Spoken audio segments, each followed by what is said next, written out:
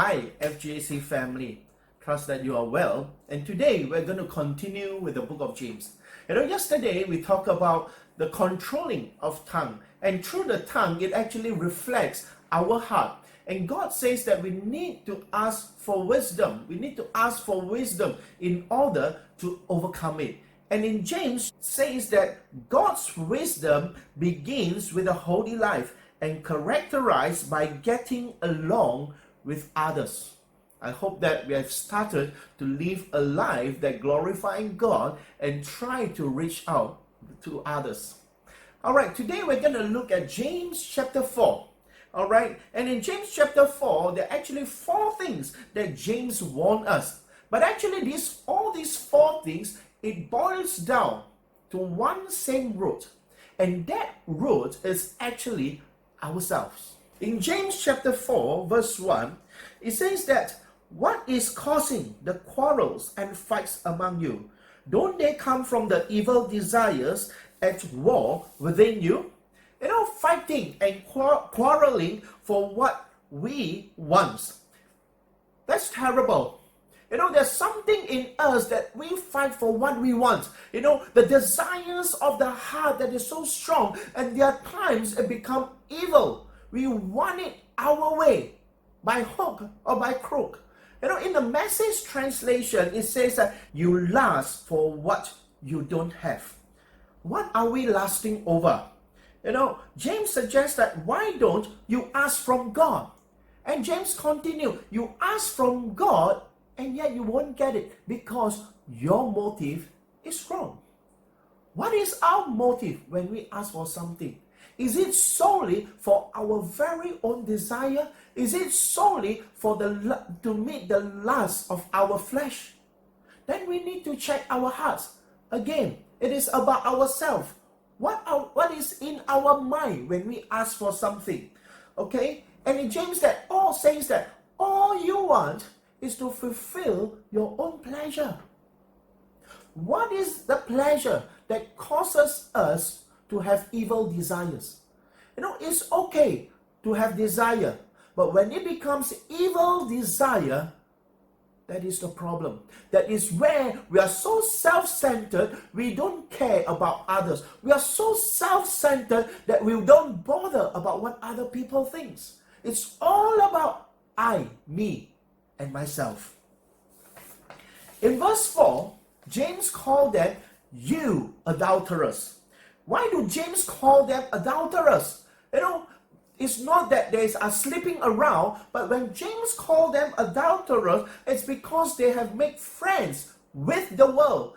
They have been a buddy with their friends. They share their life with this world.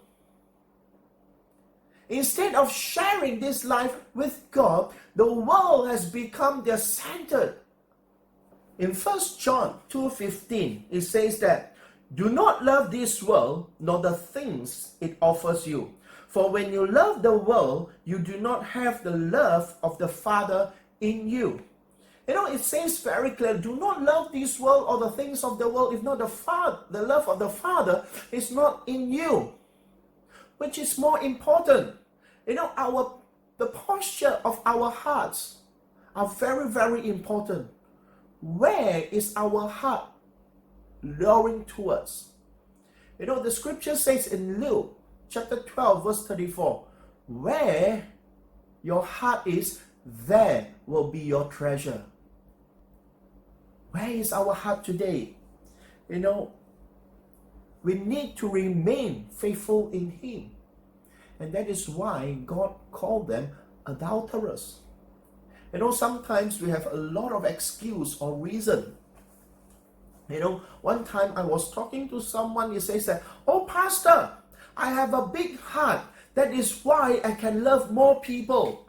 I say, goodness gracious me. You have a swollen heart. Your heart is swelled. You need a spiritual cardiologist to bring healing into your heart. It's not that you have a big heart. You have a heart that is swollen, that is swelled, and you need that healer.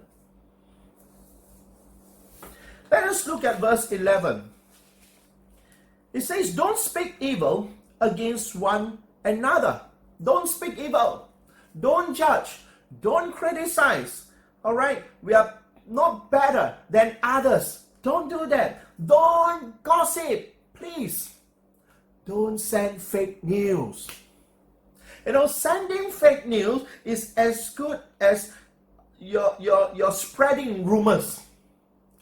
I remember one time, very kind of this church member, seriously. Yeah.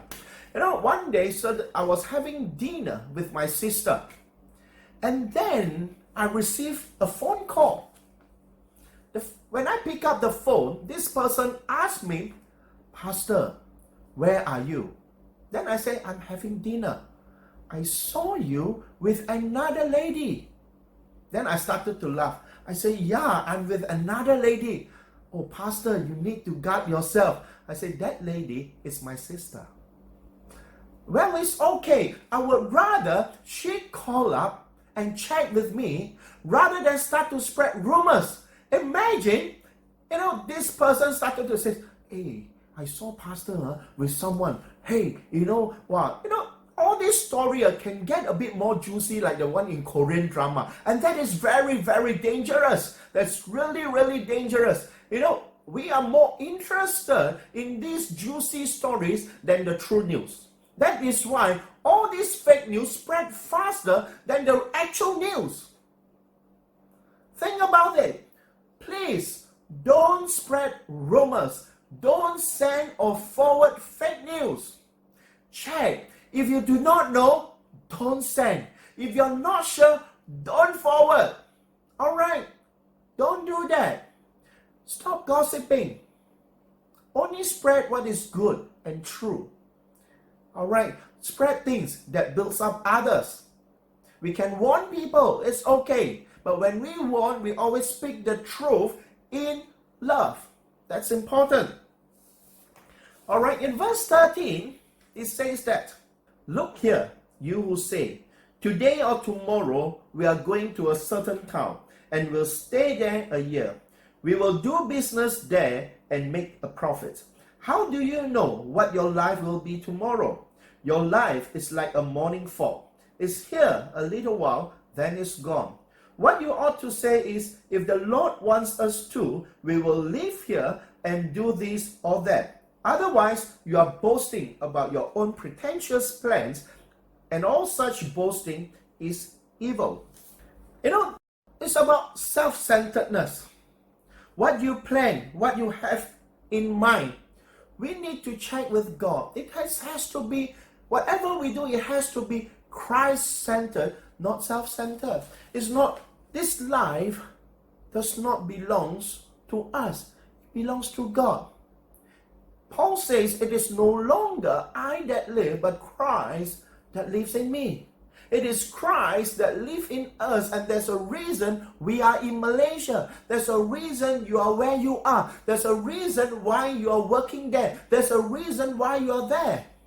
We need to check, hey God, yes, I'm here. What is your plan? What do you want me to do? How can I operate to the fullness of yours? How can I do that? Some of us plan to leave Malaysia or even migrate. First thing, check with him. All right. Second, check your hearts. Third, check your motives. Someone tells me that, hey, God seems to be quiet about it. So what should I do? I tell him, don't do anything yet, because it's a big decision. It's as good as your wife prepare a very good meal, prepare a sumptuous meal. You came back and says, hey darling, I'm going out with dinner with someone. Then your wife kept quiet. She didn't say yes or no. So should you go or should you not go? Well, may the wisdom of God be upon you. Let's move on. All right. In the midst of all these things that we have talked and mentioned, there are things that actually God asks us to do.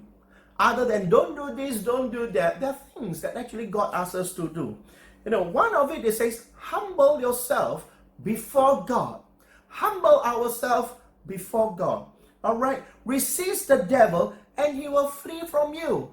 We need to first come and humble before him, come before his throne of grace and say, here am I, God, help me, guide me. I am weak, but you are strong. Your ways are always higher than us, and resist the devil. I tell you, it's true that sometimes the enemy put a lot of thoughts in our mind. You know, sometimes when we might have valid reasons to even move to some other places. But please check with God. Do check with God. Ask before you move. All right, your valid reason, you have your valid reason. But God might not approve. Resist the devil and he will flee from you. Run away from the devil. You need to move away from the devil. When you move away from the devil, you're actually drawing yourself closer to God. You're actually drawing yourself closer to God, and he will draw close to us. It reminds me of the prodigal son. When the prodigal son ran towards the father himself ran towards him. And that's the love of God. We need to come to our conscience. Then we are able to humble ourselves before God and run towards him, and he will run towards us. And it says that wash your hands and purify your hands. Give us clean hands and pure hearts. You know, we emphasize so much on washing of hands because of this COVID-19. You know, there's another greater virus, much greater than COVID-19.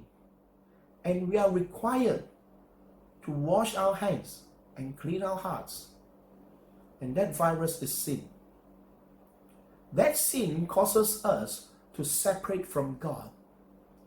And we really need to humble before him, draw close to him, submit to him, and wash our hands clean, so that we are able to come righteous before him through Jesus Christ, who is our Lord.